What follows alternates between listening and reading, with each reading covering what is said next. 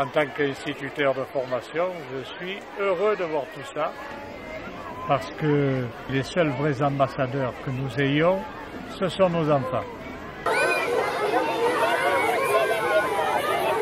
C'est la classe de CE2, CM2 de Madame Spina à Pourrières, l'école Saint-Exupéry.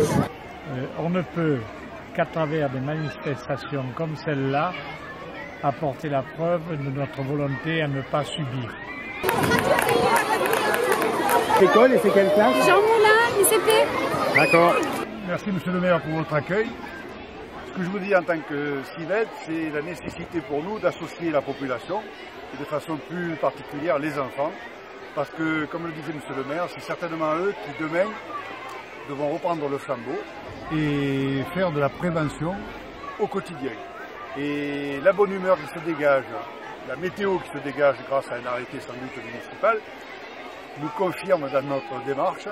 Et la joie de vivre qui préside cette rencontre aujourd'hui me laisse dire souvent que ce qu'on ne fait pas aujourd'hui dans la bonne humeur, nos enfants devront le faire demain dans la douleur. Donc je suppose que tout est fait pour faire de la prévention. Et les dessins qui vont nous être présentés, que vous verrez apparaître dans les rues sur nos bennes ordures ménagères, témoignent de l'engagement à la fois des élus, des organismes partenaires et surtout des enfants.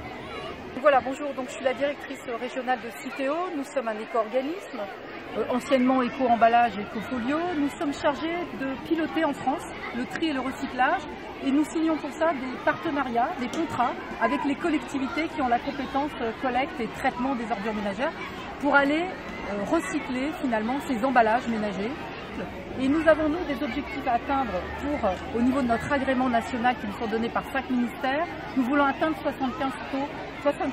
de taux de recyclage en France sur les emballages et 65% sur le papier. Comment ça va se faire? Bien sûr avec la mobilisation des habitants, des Français, des petits, c'est ce qu'on voit aujourd'hui.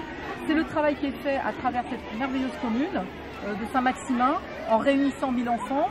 C'est le travail qui est fait par le CIVED-NG qui, lui, veut faire un plan de sensibilisation. Il faut que le geste de tri de l'habitant soit là, d'autant plus que ce territoire est en avance, puisque avec un centre de tri qui est modernisé, il peut venir chercher tous les emballages et tous les emballages plastiques. Tout cela va au centre de tri. Après, nous nous occupons de vérifier que ça parte bien chez des recycleurs qui sont en France. C'est donc plus un déchet, c'est une ressource, ça a de la valeur. Ça permet de contrôler l'enfouissement des ordures ménagères, de baisser le coût des ordures ménagères. Vous comprenez bien que l'emballage n'a rien à faire à l'enfouissement. Il doit être traité pour redevenir un produit. Aujourd'hui, les enfants nous symbolisent ce geste, cette mobilisation. Franchement, ça me fait plaisir d'être sur le terrain. Ça fait bien longtemps que je n'ai pas vu incarner comme ça sur tout un village, un gros village et un beau village, une population qui est mobilisée autour de cette action. Le recyclage n'est plus une option, il faut tous nous mobiliser. Merci beaucoup. Merci à vous. Merci.